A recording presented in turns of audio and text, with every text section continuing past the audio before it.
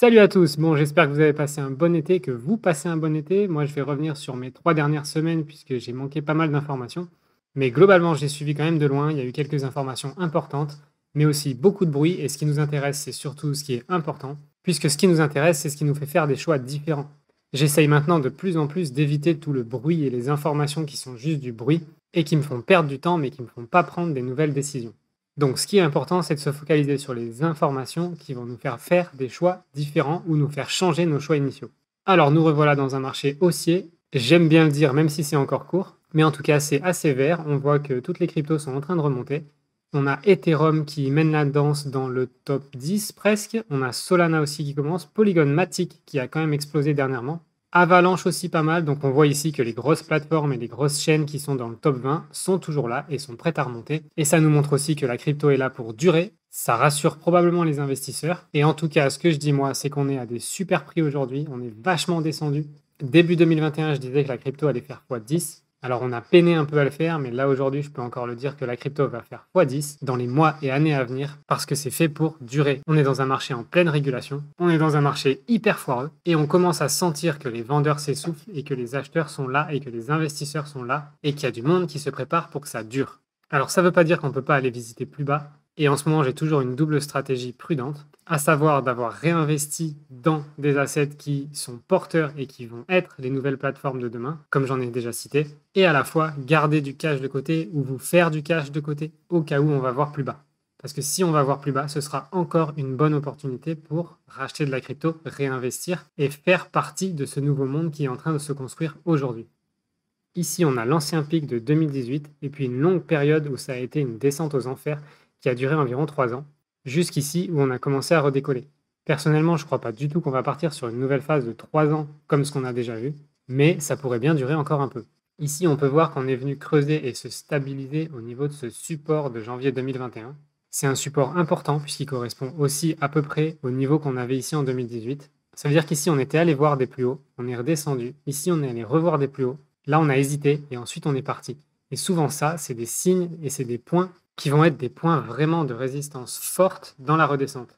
Et nous y voilà. Donc personnellement, je ne pensais pas qu'on irait si bas déjà. Et franchement, aujourd'hui, je crois qu'on peut aller encore plus bas. Donc préparez-vous à tous les scénarios. C'est pas encore le moment, selon moi, de miser tout votre argent dans la crypto. Le monde entier est en sursis avec les guerres qui sont en cours, le carburant qui explose, l'inflation partout. Ça veut dire quoi l'inflation? Tout le monde parle d'inflation. Ça veut simplement dire que le coût de la vie devient de plus en plus cher et que de moins en moins de gens vont pouvoir se payer le nécessaire pour vivre. Et au fur et à mesure que les dominos vont tomber, c'est toute l'économie qui peut tomber. Donc le monde est en sursis. La crypto, selon moi, c'est l'avenir. Mais on est quand même encore dans cette phase de changement qui peut-être va durer jusqu'à la fin de l'année, j'en sais rien, où on est clairement dans un bear market. On est clairement dans un marché baissier. Moi, j'appelle pas ça un crash. Ça, c'est un crash parce que c'est rapide et sec et ça fait un V. Alors que là, clairement, on est tout simplement dans un marché qui est en train de descendre. On est dans un marché qui en pouvait plus de monter. Ça, c'est donc le SP500, un des indices américains les plus importants. Et clairement, à ce jour, on est toujours dans un canal baissier. On est en haut du canal baissier, certes, mais on est toujours dans ce canal baissier. Donc moi, tant qu'on ne sort pas la tête de ce canal baissier, je reste prudent. La crypto, pareil, la crypto, elle est en train de monter, mais elle est en train de juste de faire exactement comme le SP500. De toute façon, la crypto a suivi le SP500. Donc là, il remonte, la crypto remonte. Qu'est-ce que ça va donner dans ces zones-là, c'est-à-dire dans les 2-3 prochaines semaines qui viennent? Encore difficile à dire. Donc là, 2 scénarios possibles. Soit on va venir ici faire ça et repartir vers le haut. Et du coup, c'est par ici qu'il faudra recharger. On va juste laisser le marché nous montrer ce qu'il veut faire. Et une fois qu'il sera bien sorti de son canal baissier, on attend juste le pullback ici et on pourra remonter à ces niveaux-là. Ou alors, tout simplement, il va continuer à descendre, comme j'ai déjà dit, vers ces niveaux d'avant Covid, pour venir se restabiliser sur un support et peut-être commencer à repartir à la hausse. Donc là, on en est là. Quels sont les choix ici? Un peu de cash de côté et un peu de cash dans les marchés. On est quasiment à un 50-50. Pour moi, ici, on est sur une zone de 50-50 où de toute façon, c'est des bonnes zones de rechargement parce qu'on est déjà beaucoup descendu. Ici, si je mesure, on est à moins 120 000 points. Et ici, si je mesure, on est à moins 120 000 points aussi. Donc finalement, la chute qu'on a vécue dans ce crash, c'est pour l'instant exactement la même que dans ce bear market. J'émets une nuance, ça c'est un crash, ça c'est un bear market. Un bear market peut toujours aller plus profond qu'un crash. Et si à la rentrée, on a des infos pourries et que ça vient faire un crash dans ce bear market, alors effectivement, on pourrait aller visiter beaucoup plus bas. Et en crypto aussi. Donc attention à la suite, restez prudent. Personnellement, je trouve qu'on n'est pas encore dans un état de marché où on peut faire all-in. Donc c'est pas parce que ça remonte et qu'on a un petit coup d'espoir qu'il faut tout lâcher. Et on le voit d'ailleurs ici, si je reviens sur cette courbe. Donc ici, c'est la courbe de 2018, et on voit que ici, on était quasiment en bas. On a eu une remontée ici d'espoir, et ensuite, on est redescendu. C'est un peu ce qu'on pourrait vivre ici. On a stabilisé, on va venir peut-être monter un peu plus haut ici pour aller chercher quelques gains, et ensuite redescendre encore un peu avant de remonter. Mais ça va vachement dépendre aussi du timing de ce qui se passe dans le monde, de la rentrée. Il y a les mid-terms aux US qui arrivent aussi, et ils vont vouloir faire bonne figure. Donc il peut se jouer aussi un marché haussier d'ici octobre. En termes d'opportunités, donc je voulais pointer du doigt effectivement Ethereum. Effectivement, moi je commence sérieusement à me préparer, puisqu'il y a la mise à jour qui devrait arriver en septembre. Et si ça arrive dans les temps et que tout se passe bien, alors Ethereum pourrait vraiment devenir une plateforme d'avenir, avec des frais faibles, des transactions élevées, et son côté déjà massivement utilisé sur le marché. Après, vous avez BNB, XRP. BNB, effectivement, même s'il se fait attaquer, je pense pas que ça lui fera beaucoup mal. XRP, effectivement, j'en parle régulièrement. Et XRP, il peut que lui arriver du bien. ADA et Solana, pour moi, ça peut être des très bonnes chaînes, mais attention, puisqu'au niveau de technologie, il y a quand même eu pas mal de problèmes. Et puis vous avez Matic, Avalanche, NIR, qui est pas loin, je pense. Chainlink, évidemment, voilà, NIR ici. Stellar, Cosmo, Atom. Tout ça, c'est des excellentes technos sur lesquelles investir. Je voulais aussi parler spécifiquement de Quant, qui a quand même pas mal remonté depuis un moment, et qui est passé, on le voit ici, de 49 $ à 100 $. Donc on a déjà fait x2 sur Quant depuis quelques semaines. Sans oublier que QNT fait partie des acteurs principaux de la nouvelle infrastructure du nouveau monde financier. Et vu son market cap d'à peine 1,5 milliard, il a encore du chemin à faire. Allez, quelques news XRP maintenant. Donc déjà, je voulais commencer par effectivement le volume qu'on peut voir sur CoinGecko et qu'on ne voit pas forcément sur CoinMarketCap. Allez savoir pourquoi. Mais du coup, XRP, bien qu'à la 7e place, affiche la 4e place en termes de volume échangé sur 24 heures. Ce qui est assez énorme pour son market cap, puisqu'on voit que finalement XRP et Ethereum ont à peu près le même volume quotidien, alors que la capitalisation de marché de Ethereum est de 177 milliards à peu près, contre 17 milliards sur XRP. Ça veut dire quoi? Ça veut dire qu'il y a énormément d'échanges qui se font, autant à la vente qu'à l'achat, sur XRP, et quasiment autant de volume d'achat-vente sur XRP que sur Ethereum en ce moment. Ça veut dire qu'en ce moment, il y a du monde sur XRP. Je ne vais pas spéculer, je reste juste factuel, et je vais continuer d'observer ce qui se passe sur ce volume 24 heures. Ensuite, good news, time's up. La balance de Jed McCaleb est enfin vide, il reste 188 XRP. Donc pour rappel, pour les nouveaux, Jed a été le cofondateur de XRP avec David Schwartz. Et puis suite à quelques problèmes d'entente, Jed a décidé de s'en aller pour créer Stellar Lumens et a conservé un sacré paquet de XRP. Il était cependant sous contrat et avait obligation de les vendre selon un certain rythme. Donc cette balance est maintenant vide. Ça ne veut pas dire qu'il n'en a plus, il a très bien pu en racheter par ailleurs. Mais en tout cas, ça met fin à ce contrat de vente avec Ripple. Et tout ça arrive à peu près au même moment que le marché qui remonte légèrement. Je ne sais pas si c'est un lien. Et il y a clairement une phase qui s'est terminée et on est en train de remonter une nouvelle phase. Donc à suivre pour ça, mais en tout cas, ça représente une mini pression baissière en moins sur XRP. Côté procès SEC versus Ripple, nouvelle victoire pour Ripple, puisque la juge Sarah Netburn a rejeté la requête de la SEC visant à protéger les notes internes et les emails de Hinman au nom du secret professionnel avec l'avocat. En gros, tous les échanges entre le client et l'avocat sont supposés être confidentiels, donc la SEC a joué là-dessus pour que les documents ne soient pas révélés.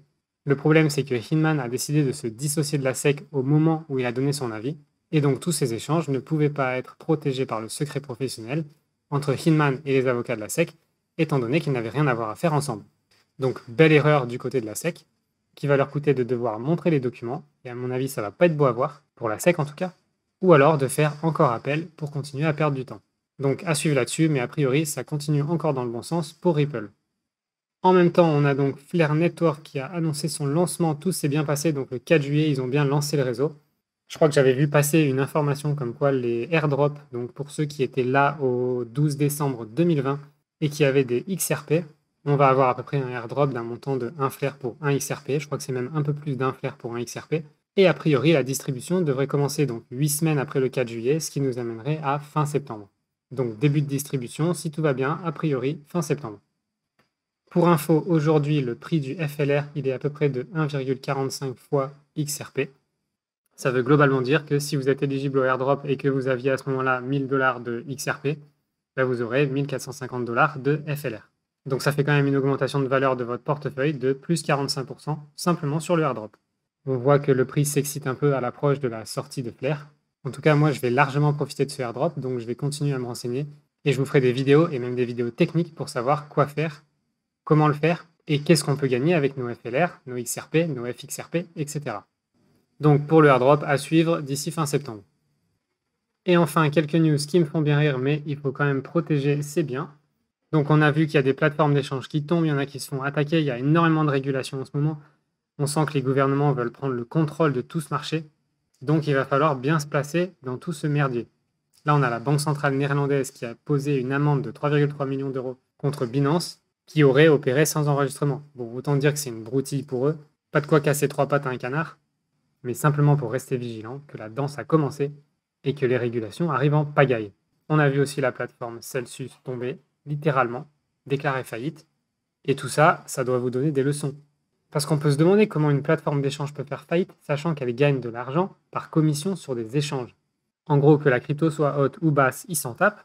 Que vous perdiez ou que vous gagnez, ils s'en tapent. Eux, ils se font du fric quand vous échangez d'une crypto à l'autre ou d'une crypto vers un stablecoin. Donc comment une plateforme comme ça peut faire faillite? Tout simplement en plaçant leur argent n'importe comment. Et ça montre bien qu'ils sont capables de n'importe quoi. Mais la leçon pour nous, là, c'est que ceux qui avaient de l'argent dans cette plateforme, aujourd'hui, c'est bloqué. Ils ne peuvent pas le retirer, ils ne peuvent pas l'échanger. Cet argent, pour l'instant, n'est plus à eux. Alors, ils en reverront peut-être la couleur dans quelques semaines, dans quelques mois, dans quelques années, on n'en sait rien, ou potentiellement jamais. Donc la leçon là-dessus, c'est sortez des échanges. Un maximum. On est dans une période de dingue en ce moment. Donc sortez un maximum des échanges et gardez seulement ce que vous voulez trader ou ce que vous voulez avoir rapidement disponible sur les échanges et visez des plateformes et des échanges un maximum décentralisés ou des plateformes et des échanges qui sont solides comme Binance, comme Kraken, qui sont là depuis le tout début, qui limitent leurs investissements foireux et qui se protègent contre les effondrements en cours. Ça a été le cas à l'époque, si vous vous souvenez, pour la plateforme MTGOX, qui, elle, s'était fait hacker et finalement, quelques années plus tard, ils ont retrouvé un certain nombre de bitcoins qui vont rendre à leurs propriétaires.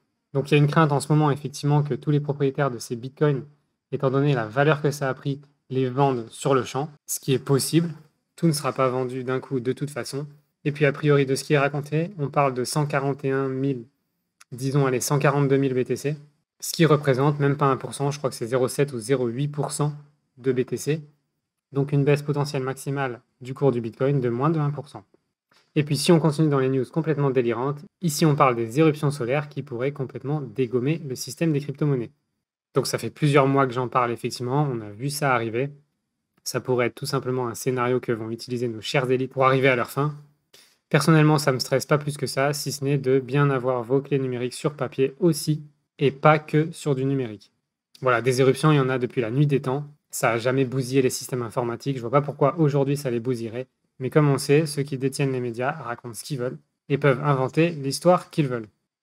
Et d'ailleurs, je finis sur une petite histoire insolite qui me fait bien rigoler. On va l'attendre, là, il va le choper. Paf. Bref, petit fun au passage.